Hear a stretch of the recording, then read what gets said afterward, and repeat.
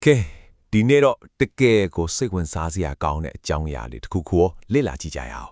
်ကျွန်တော်တို့အားလုံးအလုပ်တွေတောင်းပုံရောက်ပုံဖြစ်နေပေမဲ့လုံးဝကိုစတယ်ဖို့စိတ်မပါတာမျိုးကြုံဖူးကြတယ်မလားဆိုပါစို့လူကြိုက်များမဲ့ YouTube ဗီဒီယိုတစ်ပုဒ်တင်ချင်းတယ်ဒါပေမဲ့အကြောင်းအရာစဉ်းစားရမယ်ရိုက်ကူးရမယ်ပြီးရင် edit လုပ်ရအောင်မယ်အလုပ်တွေကအများကြီးပဲဒါပေမဲ့ဘာမှမလုပ်ချင်းလောက်အောင်ပြီးနေတာမျိုးလေဒီလိုမျိုးအခြေအနေမှာကိုအပြည့်မတင်ပဲအလုပ်တွေလည်းပြီးမြောက်အောင်ဘယ်လိုလုပ်မလဲဆိုတဲ့ရေရှည်တည်တတ်မဲ့ဖြည့်ရှင်းနည်းတွေကိုဒီရှင်းလင်းတင်ပြချင်မှလေ့လာတော့ကြမှာပဲတကယ်တော့လေအချိန်နဲ့တရွေ့ရွေ့ဂုံလွှားတာကိုထိုင်ကြည့်နေရင်နဲ့ဘာမှမလို့ဖြစ်ဘူးဆိုတာလူတိုင်းနေပါကြုံမှုတဲ့ကိစ္စတစ်ခုပါအဲ့ဒီတော့ကျွန်တော်တို့တွေပင်ပန်းနွမ်းနဲ့လွန်းတာမျိုးဆိုလိုတာကဘာတော့မဖြစ်စေပဲဒါမှမဟုတ်ခဏလေးပဲဖြစ်လာတဲ့ motivation လေးတစ်ခုတည်းကိုပဲအားမကိုပဲအလုပ်တွေကိုဘယ်လိုပြင်းပြအောင်လုပ်ကြမလဲအဲ့ဒါကတော့ဒီနေ့အတွက်အဓိကစဉ်းစားရမယ့်မေးခွန်းပါပဲဒီပြဿနာအတွက်ရှင်းလင်းတဲ့လမ်းပြမြေပုံတစ်ခုရှိပါတယ်အဓိကအပိုင်း၄ပိုင်းရှိတယ်ပထမတစ်ခုကဝါသနာကိုအခြေခံအုတ်မြစ်အဖြစ်တိဆောက်တာဒုတိယကအချင်းကိုပိုင်နိုင်စွာစီမံတာတတိယကတော့စွမ်းအင်စီမံခန့်ခွဲမှုပြီးတော့နောက်ဆုံး၄ခုမြောက်ကမဟာဗျူဟာကြအားဖြည့်ခြင်းတို့ပဲဖြစ်ပါတယ်ဒီအချက်တွေကိုသာတေချာပေါင်းဆက်လိုက်မယ်ဆိုရင်တော့အလုံးလုံးနိုင်စွမ်းအတွက်ဘယ်တော့မှမမှားနိုင်တဲ့စစ်နဲ့တစ်ခုရလာမှာတေချာပါတယ်ကဲပထမဆုံးအနေနဲ့မနိုင်တဲ့ဝါသနာပေါ့အောင်မြင်မှုရဲ့အခြေခံအုံမြစ်လို့ခေါ်နိုင်ပါတယ်ကျွန်တော်တို့ရွေးချယ်လောက်ကိုင်နေတဲ့အလုပ်တွေရဲ့နောက်ွယ်ကအခြေခံစစ်ဆောင်မှုဟာအောင်မြင်နိုင်စွမ်းအပေါ်ကိုအများကြီးတက်ရောက်မှုရှိပါတယ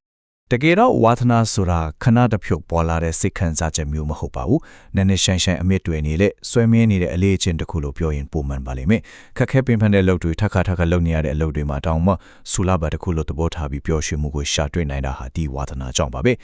ဲဝါသနာကိုရင်ခံလိုက်ပြီဆိုရင်ပြင်းထန်တဲ့အာယုံစူးစိုက်မှုရလာပြီးကြီးမားတဲ့အခက်အခဲတွေကိုတော့လွယ်လွယ်လေးကျော်လွှားနိုင်ကြပါတယ်စဉ်းစားကြည့်လေဆရာဆရာမတွေအားကစားသမားတွေရမဟီဝန်ထမ်းတွေဆိုရင်သူတို့ရဲ့နှဆိုင်တဲ့ဝါသနာကြောင့်မဖြစ်နိုင်ဘူးလို့ထင်ရတဲ့စင်ခေါ်မှုတွေကိုတော့ဆန္ဒအလျောက်ကျော်လွှားနေတာပါတယ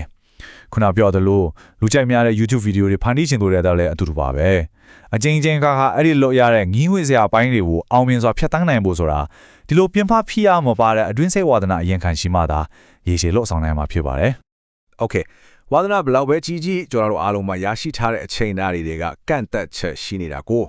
ဒါကြောင့်မန်တိုင်နဲ့အချိန်ကိုပိုင်နိုင်စွာအသုံးချခြင်းဆိုလိုတာကရရှိထားတဲ့အချိန်တွေကိုစီမံခန့်ခွဲခြင်းအပိုင်းကိုဆက်သွားလိုက်အောင်ဒီနေရာမှာတကယ်ကိုအံ့သောစရာကောင်းတဲ့ကင်းကနန်းချက်လက်လေးတစ်ခုကိုပြောပြချင်ပါတယ်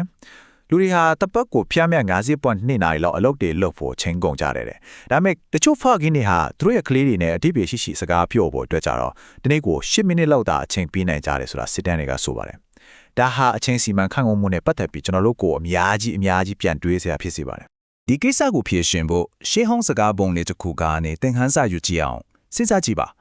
တုံးနေတဲ့ပစင်းကိုမတွေးပဲထစ်ပင်ခုတ်မယ်ဆိုရင်အားတွေပိုဆိုင်ရမယ်အချိန်တွေပိုကုန်မယ်တေချာတာပေါ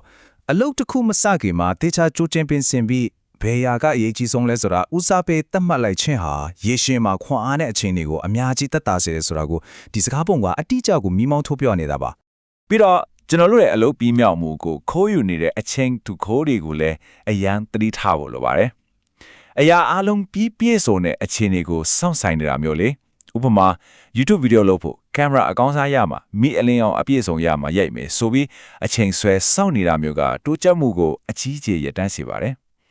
်အမားလုံးမိမှကြောက်တာအရေးမကြီးတဲ့ကိစ္စလေးတွေမှာဆုံးဖြတ်ချက်မချနိုင်တာတွေဟာတကယ်ကိုကျွန်တော်တို့ရဲ့စွာရည်နဲ့အချိန်တွေကိုဖြုံးတီးပစ်နေတဲ့သူခိုးတွေပါပဲဆိုတော့ဝါသနာလည်းရှိပြီးအချိန်ကိုလည်းကောင်းကောင်းစီမံနိုင်ပြီပဲထားပါတော့ဒါပေမဲ့လူသားတွေရဲ့စွမ်းရည်ဟာတစ်နေ့တာလုံးမှာအတက်အကျရှိနေတာတဘာဝပါဒါတော့မတိုင်တုံးဖြစ်တဲ့စွမ်းရည်စီမံခန့်ခွဲမှုနဲ့နှီးစဉ်လုပ်ငန်းစဉ်အပိုင်းကိုလေ့လာကြည့်ကြပါမယ်ဒီအချက်ကလေဒီကွဲကိုရေးကြည့်ပါတယ်အမြဲတမ်းစိတ်အားထက်သန်နေမဲ့ motivation ခံစားချက်ကိုပဲမိခိုနေတာဟာထောင်းချောက်တစ်ခုပါပဲ top of your game ဖြစ်နေတဲ့ဆိုတာအလိုလိုဖြစ်လာတဲ့ခံစားချက်မဟုတ်ဘူးခိုင်မာပြီးယုံကြည်စိတ်ချရတဲ့နေ့စဉ်စနစ် system တစ်ခုတည်ဆောက်ထားခြင်းသာဖြစ်တဲ့ဆိုတာကိုကျွန်တော်တေချာလေးနားလည်ထားဖို့လိုပါတယ်ဒီလိုစနစ်တစ်ခုတည်ဆောက်ဖို့အတွက်ကျွန်တော်တို့ရဲ့ဦးနှောက်အလုပ်လုပ်ဖို့နှမျိုးကိုခွဲခြားသိဖို့လိုလာပါပြီဖန်တီးမှုအားကောင်းတဲ့ပြဿနာတွေကိုဖြေရှင်းဖို့စွမ်းရည်အများကြီးလိုအပ်တဲ့တက်ကြွတော့စိတ်တနည်းအားဖြင့် active mind ရှိတယ်လို့တိတ်ပြီးစဉ်းစားစရာမလိုပဲထက်တလဲလဲလုပ်ရတဲ့အလုပ်တွေအတွက်သုံးတဲ့ပြင်းရီတော့စိတ်တို့မို့ automatic mind ဆိုပြီးနှမျိုးရှိပါတယ်ဒီအချက်ကိုပိုပြီးရှင်းလင်းသွားအောင်မှတ်မိလွယ်တဲ့ဘာကဥပမာလေးနဲ့ကြည့်ရအောင် ပ ဘာကကြလုံးအတွက်ဘလို့အရာတာမျိုးဖန်တီးမလဲလို့ recipe ဆုံးဖြတ်ရတာဟာတကယ်ကိုဥနောက်သုံးရတဲ့ခက်ခဲတဲ့အလုပ်ပါဒါပေမဲ့အဲ့ဒီအတိုင်းဆုံးဖြတ်ပြီးသွားရင်တော့အချင်းပေါင်းလေးတွေလီးတာကြက်ကြော်တာတွေကလွယ်ကူတဲ့ပုံမှန်အလုပ်တွေဖြစ်သွားပါပြီမှတ်ထားရမှာကကြီးမားတဲ့ project ကြီးတွေ80ရာခိုင်နှုန်းဟာအင်မတန်ပြင်းစရာကောင်းပြီးတင်းငယ်တဲ့အလုပ်လေးတွေနဲ့ဖွဲ့စည်းထားတာပါဒီလိုအလုပ်မျိုးတွေကိုကျွန်တော်တို့လုံးဝပြင်းနေတဲ့အခြေမျိုးမှာတော့အလွယ်တကူပြီးမြောက်အောင်လုပ်လို့ရပါတယ်ဒါကြောင့်မို့လို့ကျွန်တော်ရဲ့နေ့စဉ်တိုက်ပွဲအစီအစဉ်ကိုဒီလိုချမှတ်နိုင်ပါတယ်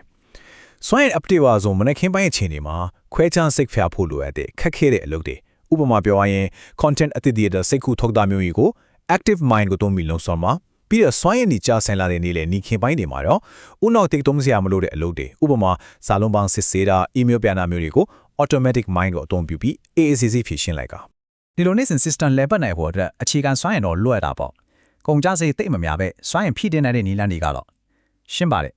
တညကို8နာရီအေးရဲဝါကိုအချင်းကော်ဖီလိုမျိုးခဏတစ်ဖြုတ်လန်းဆန့်စစ်တဲ့ຢာတွေထက်မှန်ကန်တဲ့အာဟာရကိုစားသုံးခြင်းတော့ထက်ပါတယ်ဒါအပြင်ကိုယ့်ကိုယ်ကိုယုံကြည်မှုရှိအောင်တည့်ရက်စွာဝတ်စားဆင်ခြင်ခြင်းနဲ့အလုံးနဲ့လုံးဝမပတ်သက်တဲ့စိတ်ရပန်းဖြစ်စေအခြေတွေကိုဖန်တီးပေးခြင်းကလည်းအခြေခံစွမ်းရည်တွေကိုကောင်းကောင်းထိန်းထားနိုင်စေပါတယ်အဲ့လိုအလုံးနဲ့မပတ်သက်တဲ့အချိန်တွေဖန်တီးခြင်းဆိုတဲ့အချက်ကနေကျွန်တော်ရဲ့နောက်ဆုံးဖိုင်ဖြစ်တဲ့မနိုင်လေးကိုရောက်လာပါပြီ